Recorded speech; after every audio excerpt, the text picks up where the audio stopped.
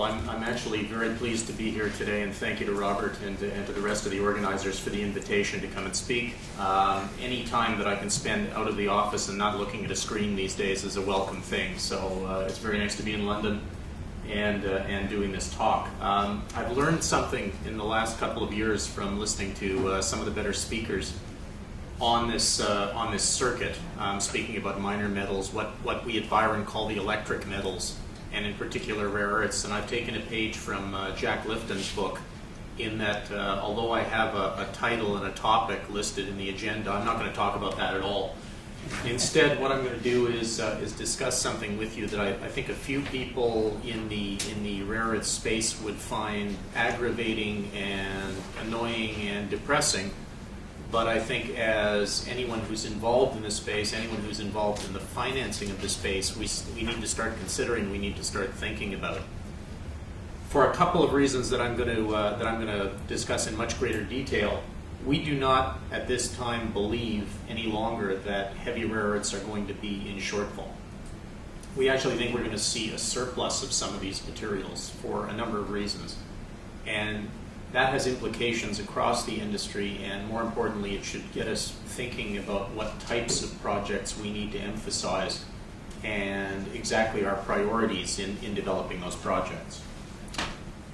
So as I mentioned, for two reasons, we don't believe that heavy rare earths are going to be in chronic undersupply any longer. That's basically down to changes in technology that have occurred over the last little while, driven by high rare earth prices, particularly high heavy rare earth oxide prices, and also the potential of new types of deposits. We believe there's a number of developments on that front that the market has not digested and that should be taken into account. We believe the only long-term bottleneck with respect to growth, and we do still believe that the growth for rare earths demand in particular is going to be out of the magnet sector. But the only long-term bottleneck is going to be an inexpensive supply of neodymium. And if we have sufficient heavy rare earths globally, then the focus shifts to finding the simplest and cheapest heavy rare earth projects. Those are the ones that should be financed and brought to production. And also the simplest and cheapest suppliers of magnet material, those projects making large quantities of neodymium and praseodymium in particular. So a quick recap of what we've seen in the market over the last little while. Unless you have been occupied staring at your screen and weeping, as I have, since July and August of 2011, what we've seen is the rare earth oxide prices peaking both inside and outside of China. Cerium and lanthanum, for instance, which historically have traded in a band of less than $5 per kilo, peaked out at around $150 a kilo ex-China. In this period, but since have fallen off dramatically. In fact, anecdotal evidence in the last little while would suggest that people have been receiving offers for cerium as low as $30 to $40 a kilo. Still a fantastic price by comparison to where the historical band has been lying, but much down from the peaks of not that long ago. We've seen a few people in the industry point the finger at speculators for one reason or another. They're convinced that someone somewhere has been buying material and now is dumping it on the market. For two reasons, I believe that's incorrect. The first is anecdotal reports, again, from participants in the market, companies that run solvent extraction plants in China, for instance, and sell material globally, indicate that the market is extremely slow. That's not an indication that suddenly you have hordes of taxi drivers in Shenzhen suddenly selling their kilogram of dysprosium or anything like that and dumping it into a ready market's hands. That's an indication that buying has gone away, as we well understand with the liquidity levels and some of the names that we're looking at these days in our market. But another issue obviously suggests that that is probably the factor that's playing into this, is that demand is simply frittered away. Is that if I'm a solvent extraction operator in China and I've been supplying 5 customers on a monthly basis for the last 10 years, and I suddenly get a call from speculative capital, somewhere in Guangzhou, saying, I would like to buy your entire supply of neodymium, won't you please sell it to me? The question then arises, am I going to stiff my 5 steady customers, Or am I going to basically supply them? And the answer, of course, from any basic business understanding is I'm going to supply my regular customers, and I don't know if this person is ever going to be back to buy another kilo of material. Even if I had excess material for sale, I'm likely to go out and try and find another steady buyer. I'm not going to go out and look for someone who's going to do a one-off trade with me. So the speculator market, yes, there may be a few that were out there. There may be a few people that were hoarding material, but it's not likely to have been the driver here. Demand destruction, unfortunately, we believe is the driver, and that can be as simple as the cerium market in Japan, where in the glass industry, especially in glass polishing, the substitution of capital expenditure for operational expenditure has occurred. By that, what I mean is companies have put in large numbers of new polishing stations. They add a lot less cerium powder, and I mean a lot less. That extends the polishing time required, but by adding those stations, they've kept the throughput in the plant exactly the same, but the net effect is they use a lot less cerium per day, and I mean a lot less. Now, that unfortunately is a quasi-permanent type of demand destruction. As long as those machines are operating, no matter what the cerium price falls to, rises to, you save money by buying less cerium. But other types of demand destruction are very temporary. For instance, one area of demand erosion, I guess would be the correct way to describe it, that we've seen is Toyota uses a rare earth equipped motor for the Prius, but have chosen to build their new RAV4 electric in Canada using an induction motor, which uses no rare earth. Every automotive engineer I've spoken to, I've attended a number of SAE meetings on this topic, they all say if I have the rare earths, even at the prices that they reached at the peak, I would gladly use rare earths in an automobile. A rare earth equipped motor is lighter, it takes up much less space, it is overall cheaper because the batteries are so expensive, and a rare earth motor is more efficient than an induction motor, and the induction motor introduces additional electronics and additional points of failure in an automotive design, which they do not want.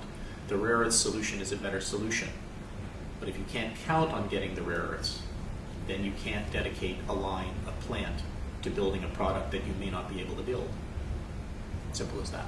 So when they can get the rare earths on a guaranteed basis at a decent price, they use them. But it is price and availability dependent. Another area of interest, and this is publicly quoted, you can go look at it, Grace, W.R. Grace in the United States, in their second quarter conference call, discussed the fact that they have a catalyst for the petroleum industry that uses much less rare earth, much less lanthanum. In fact, identically zero lanthanum compared to their old rare earth-based formulation.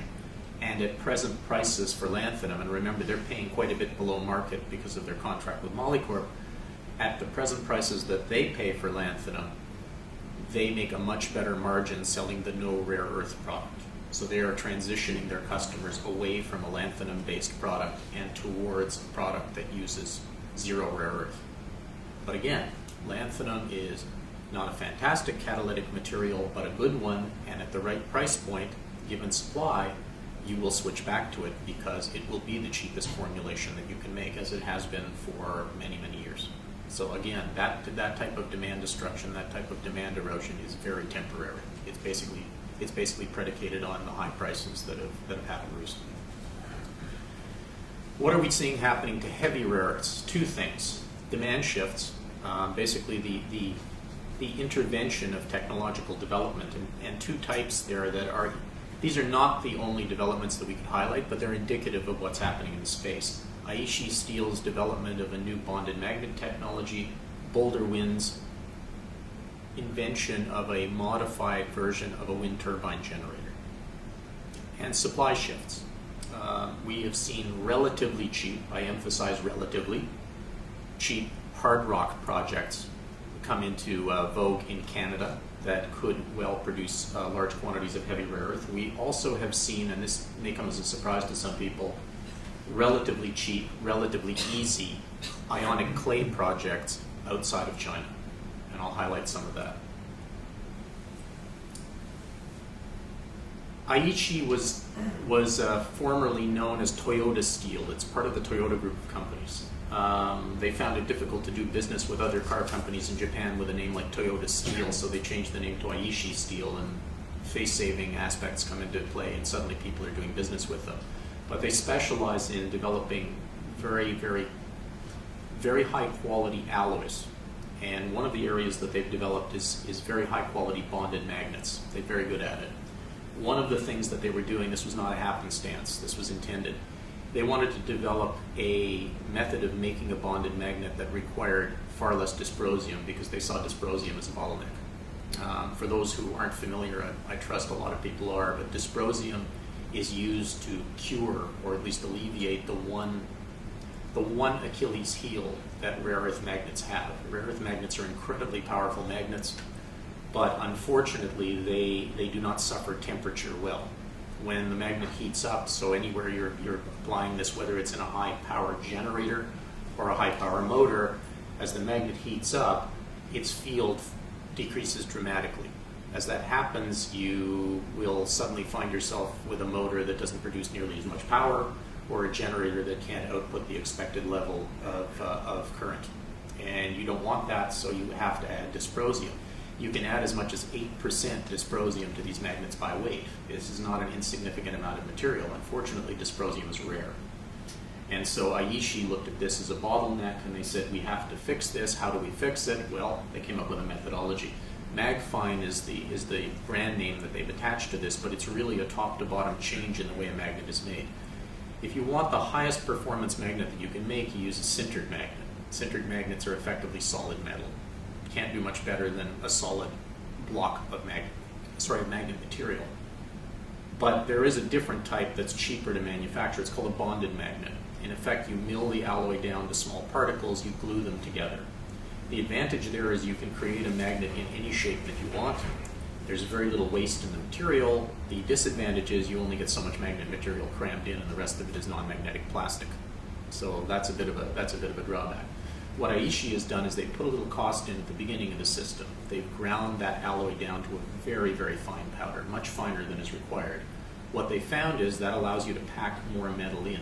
The individual particles that are exerting force on whatever it is that the magnetic field is basically being used to do don't have that much force to impart. They're tiny.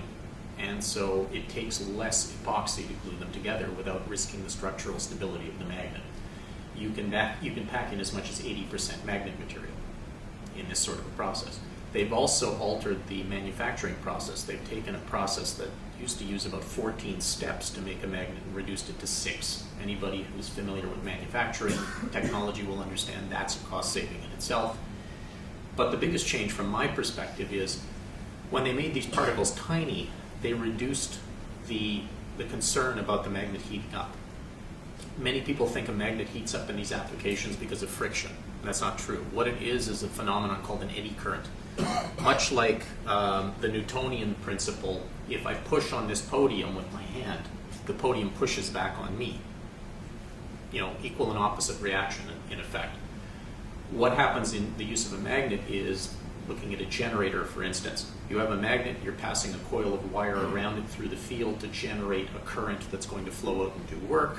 As that current is generated, it in turn generates a magnetic field that generates a current within the magnet itself. That current within a conductive magnet is what heats it up. It's called an eddy current. In making these particles very tiny, Aichi has dramatically increased the resistivity of these particles.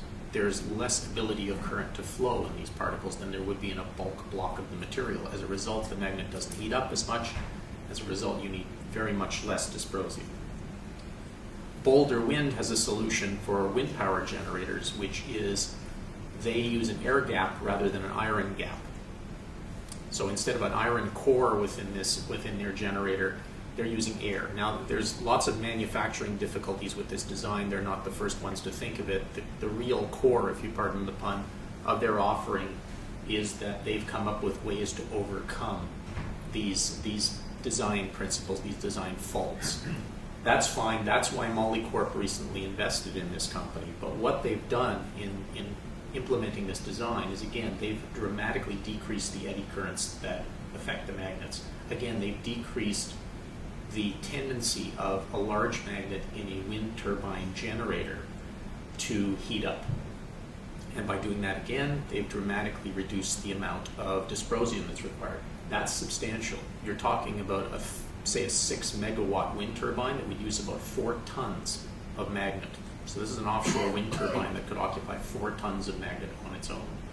That's going to amount to about 1.2 tons of neodymium metal and maybe as much as 100 kilos, now maybe even as much as 200 kilos of dysprosium. If you can get rid of a substantial fraction of that dysprosium, you're doing yourself a favor in terms of debottlenecking the industry. Molycorp thinks you're doing them a favor because they can produce neodymium, but they're going to produce very little dysprosium. And so this may well help them in debottlenecking the industry and creating a market for their products. These are the companies we've included in our supply model. I'm going to highlight a couple of them here. Down near the bottom, I apologize if this is difficult to read, but we can certainly get you electronic copies of this later if you're interested. Third from the bottom is a company called Madamec. It's a Canadian company with a deposit in Quebec. That deposit is a eudialyte deposit. Typically, eudialyte is the kiss of death. It consumes a lot of acid to leach. It's relatively easy to leach, but it has 2 problems. One is the acid consumption levels are far too high. The second is typically when you dissolve the rare earths and put them into solution, you also put a lot of silica gel into solution. Silica gel is a pain. With too much silica gel in the liquor that comes off of a leach, you can't solvent extract, you can't ion exchange, you can't do anything until the silica gel is extracted. That raises the cost of the system, that causes you problems, it's something you don't want. What Madamec has is, well, like many people in mining, they got lucky. They found a deposit where the eudialyte is hosted in material that doesn't contain quartz, doesn't contain silica. It produces a feldspar byproduct that's probably for sale. We didn't build that into the economics of our model. But what they do have is very low acid consumption and about an 88% extraction of their rare earth. Well, it's a heavy rare earth deposit. It's cheap. It's in a good place. It's near highways. It's near power lines. It's got all of that going for it. We think it's going to be a cheap project to build. We think it's going to be a low OPEX project. And we think that overall is a very, very good thing for heavy rare earth supply. I'm going to highlight 2 others. The 5th and 6th down the list, you'll see companies not available. That's because I can't tell you what companies they are yet. What we found is at least 3 projects that look highly prospective for being ionic clays outside of China. These are the same clays that are harvested in the southern part of China for rare earths. They leach with very weak chemicals. Fertilizers and very weak acids like citric acid or even uric acid can be used to leach these deposits. They are low grade, but they are very high in rare and heavy rare earths, and they are very cheap to deal with. One of them has been, I hesitate to say the word completely confirmed because it's not completely confirmed to my way of thinking, but it has been vetted by a Chinese state-owned enterprise who should know what they're talking about, and it contains heavy and soluble rare earths and is an ionic clay type. The other 2 look highly prospective by a long list of characteristics that we look for similar projects. I've only got 2 of them down here, but I think we could see as many as 3 in production within the next few years. They are very inexpensive to start as operations. They produce a fair amount of heavy rare earth. We think that's going to help debottleneck the industry and provide enough dysprosium, enough terbium, enough europium to make everybody happy. Mea culpa, in the past we were one of the groups highlighting the future shortage of heavy rare earth oxides, particularly dysprosium oxide. It's on everyone's list. We've been crying and telling this story for the better part of a year and a half. I don't think that's likely any longer. But it's a good thing from our perspective. If the magnet industry is no longer selecting what it can and can't do on the basis of dysprosium availability, then wind power and other industries that can consume large quantities of magnets actually become attractive buyers for this material, especially neodymium. The effect, though, is that it changes our price deck. Relative to our last deck, heavy rare earth oxide prices drop. Neodymium and praseodymium prices rise because other industries can now become regular buyers of this type of material, knowing that they're not going to be shut out by dysprosium supply or something else. Lanthanum and cerium prices, unfortunately, given the list of suppliers that we had here, unfortunately lanthanum and cerium prices absolutely cratered. but that was going to happen anyway. Again, numbers here are tiny, so those of you in the back of the room are going to have a difficult time seeing this, but the potential supply on the basis of that relatively short list, given that there's about 250 public companies pursuing rare earths at this point, supply goes from 100,000 odd tons of some of the relevant rare earths per year presently to as much as 320,000 tons in 2020. Anybody who believes that we can grow a factor of 3 in terms of demand between now and 2020, please raise your hands, because I haven't seen that kind of growth in any industry. This, we believe, is projected demand. We've grown some of the demand for some of these rare earths at sub-GDP rates. We think that's correct, given quasi-permanent demand destruction that I discussed earlier. Some of them grow at GDP rates, some of them grow very well above that. Magnet materials in particular grow at much, much higher rates, and that's fine, but aggregate demand for rare earths starts at about 100 and some thousand tons and ends up at about 175,000 tons by 2020. You'll notice that's not 320,000 tons. The effect is that we've got more lanthanum for sale, more cerium for sale by about a factor of 2 than we have demand for by about 2020. And that means that some people are going to be sitting at the end of this period with lanthanum and cerium for sale and no buyers handy. That has an impact on our price deck. In the past, we have shown lanthanum and cerium dropping to sort of the historical range of $4 to $6. We now think that's going to go even lower. We think that we're going to be giving away cerium and lanthanum to some extent. People will be looking for any incremental cash flow they can get on that material. On the other hand, neodymium and praseodymium we had limited to a band of no higher than about $50 by 2020. Because primarily the wind industry could not participate, not knowing for sure that they could get dysprosium to be able to build their generators. That seems to be less of a concern now, with a number of technologies stepping to the fore and allowing wind turbine companies to actually take neodymium and make very good magnets for their generators. So we see neodymium and praseodymium prices in a sort of a $75 to $85 band. That's an economic range, a viable range for wind turbine companies to be able to implement the use of rare earth-based generators. And we see heavy rare earth prices dropping back into their historical range, lower than we had projected earlier, but still at $250,000 or $350,000 a ton, a significant economic driver for companies. Our coverage space is given here. These are the companies that we currently cover. These target prices that are enumerated here are actually with our old price deck. They do not take into account the new one that I showed you. I have run the numbers. I can tell you that yes, these target prices will move around a bit, but it doesn't change the fundamental recommendation that's listed next to them. We believe that Molycorp and Linus, the value is baked in at this point. We would not be buyers even at present levels of these companies. We believe that Great Western Minerals Group remains our top pick in the space. We believe the speculative buys on some of these names hold, although the target prices may move around. And unfortunately, we continue to believe that Avalon and Quest, as hard rock, heavy rare earth projects, make little economic sense. They're simply too expensive to build for too little return in the future.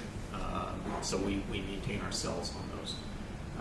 We will add a few additional names to this. We will obviously look at covering those ionic clay plays as soon as they become available for sale. But by and large, this is probably the universe out of which the winners are going to be picked. We would highlight one additional name, and I see Ahmet sitting in the audience, but we would highlight AMR, a clay project in Turkey, as a near-term producer. It's a polymetallic producer, and something that is of interest to us because one of their byproducts as well is a good quantity of scandium. And as a quasi-rare earth, that's one that's of interest to us as well. I do have a couple of other slides, but there's no real reason to go through them. They simply enumerate some of the individual rationale behind some of the recommendations that we've made. But we can certainly, as I said, send the presentation to anybody that wants it, and you can read it at your leisure, ask questions at your leisure. Any questions?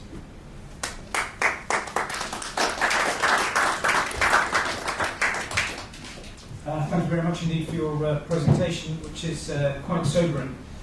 Are there any questions from the floor?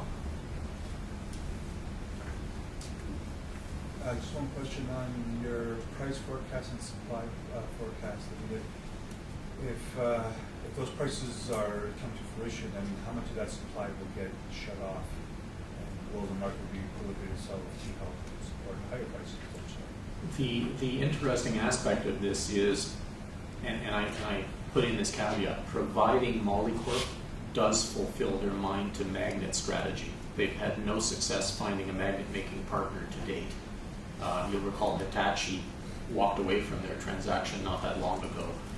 I had heard a rumor at the time that they were about to announce TDK as their magnet partner, but that hasn't occurred. So for one reason or another, they're not able to finalize that. Providing they do find a partner to do that with, though, they will continue to make money, even with that price tag. Lynas will make money. All the companies in that list can make money using that price tag. So will they turn off production? I suspect what will be turned off is any access to capital to develop the projects. I don't suspect that, or I don't expect that any of those companies will curtail their own individual plans to come to market. So it'll be a case of the market getting jaded and saying, you know, what, rare earths, aren't the prices coming down? Isn't everything solved? And not being willing to advance the capital required to build the project, rather than any bankruptcy or anything like that that will stave off additional production.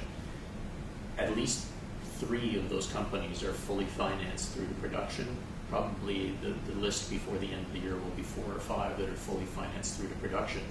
At that point, I think we have sufficient material outside of China for Western needs. We won't have material to ship to China when they become a net buyer of some of the materials, particularly magnet materials and heavy rare earths. But if the market continues that and we get all of those into production, all of those companies can make money. Yes, please. Do you have a view on the Chinese export quotas and what they like to do and how it's been affected? The story that we've been preaching with respect to the Chinese quotas for some time is we expect at the time that Lynas, Molycorp especially, come into the market and start producing large quantities of lanthanum and cerium, that we will see the export quotas altered and they'll become segregated. My particular belief, and I can't give you concrete analysis to back this is through discussions with a number of participants in the Chinese industry, including some senior people at the government level and within the Chinese Rare Earth Society, is that we will see the gloves come off effectively for lanthanum and cerium. They will effectively open the quota gates or relax them very, very much in terms of the tonnage that can be shipped per year for those light rare earths, lanthanum and cerium in particular. A quota will remain in place for magnet materials, particularly neodymium, praseodymium, and samarium. Heavy rare earths, I believe, will be restricted entirely. They will not be shipped out of China because the Chinese still view that as a bottleneck to some industries that they want to dominate. We will have to become self-sufficient in heavy rare earths, and I think we more than can, but it's a bit of a race. That, I think, is what you'll see. You'll see the tonnages shift, obviously, because China wants to maintain sufficient quantities of magnet materials for their own uses internally as well. Any other questions? Yes, please. You mentioned to start with that activity levels are sort of pulling back, prices are collapsing. Do you get a sense that that's a function of companies not wanting to get corporate inventory on their hands if and when the Euro catastrophe allied units kicks off, and therefore don't want to go through the same restock post a credit crunch versus trying to make sure that inventory runs down their brand? I think, however it's driven, companies, there's a number of reasons for this, but I think companies have had sufficient time to start designing out or substituting rare earths in their products. So that's one aspect of it. Certainly there's reductions in the need for rare earths within many companies and who have been buyers longer term. I think too there is unfortunately some aspect of companies going, here we go again, and we're about to enter a recession. some kind of upheaval. We don't want to have happen again what happened to us the last time, so we are maintaining the lower stocks, drawing down what we have to minimal levels, threshold levels, rather than rushing back into the market to restock. I think we probably will see a restocking phase. I was guessing towards the end of the year, but I think now we might be pushing it into 2012. And the prices will reflect that. But longer term, this deck that I'm showing is a much better price deck for the industry than the current price deck that exists. This is a sustainable price deck, one that companies can make money with. They won't make as much money as they would have with the current higher prices, but by the same token, there won't be a rare earth industry in 2017 or 2018 if we maintain current prices. Okay, that's all the time we have for questions, but we'd just like to thank you once again. Thank you very much indeed.